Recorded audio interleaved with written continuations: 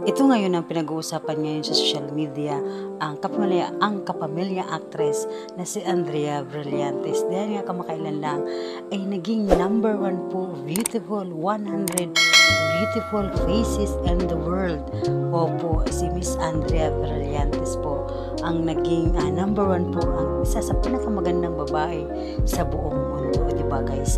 So ayan nga guys, ipinag-uusapan ngayon si Andrea sa social media dahil nga po maraming nagko-comment na kung saan ay sinasabi nila na bakit nga ba si Andrea ay naging number 1 na beautiful faces in the world. So guys, dahil nga naman daw, sabi pa nila, salamat Doc naman daw ang kanyang kagandahan.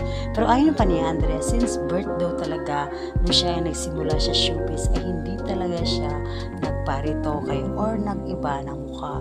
At nag-upload pa nga si Andrea ng pictures nung siya ay bata pa para makita talaga ang kanyang mukha na kahit kailan ay hindi niya ito binago. Kaya naman guys, sabi pa ng ilang mga netizen na hindi daw dapat si Andrea ang naging number 1 100 beautiful faces in the world dahil nga po daw siya po ay salamat Doc. Ayon pa dito sa ilan sa mga netizen na talaga naman deserve ni Andrea na maging isang pinakamagandang babae sa buong mundo dahil makikita naman talaga natin si Andrea na kahit wala itong makeup ay makikita mo talaga na napakaganda ni Andrea dahil nung bata pa talaga si Andrea ay mapapansin na ng ilang mga netizen na talagang maganda na ito kahit nung siya ay bata pa. At kung kayo po ay nanonood noon ng mga teleserye noon ni Andrea Brillantes ay talagang makikita mo na talagang napakaamo na ang mukha ni Andrea at napakaganda na nito.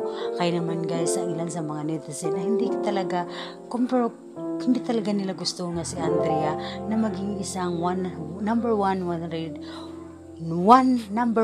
beautiful faces in the world. Pero guys, yun nga, ito nga ang nangyari nga. It's naging number 1 nga ang ating Andrea Brillantes. Isa sa pinakamagandang mukha sa buong mundo. Kaya guys, si Andrea kasi kahit wala siyang makeup, kahit natural lang talaga ang kanyang ganda. At makikita naman natin yan sa ilan sa kanyang mga vlog na no makeup talaga si Andrea. It's makikita mo talaga na Andrea is a very beautiful talaga. At yan po ay mapapatunayan po natin yan kung ikaw ay nanonood ng kanyang mga teleserye noon nung siya ay bata pa, na talagang kung ano yung mukha niya noong bata pa siya until now na medyo matured na si Andrea is parehong-pareho lang talaga, hindi talaga siya nagpabago ng kanyang mukha.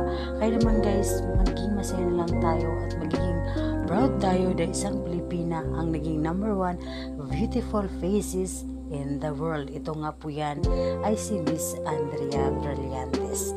Yan na po guys ang updates at kung pa kayong comment, reaction at opinion tungkol sa number 1 beautiful faces in the world si Andrea, mag-comment po kayo sa baba ng ating video.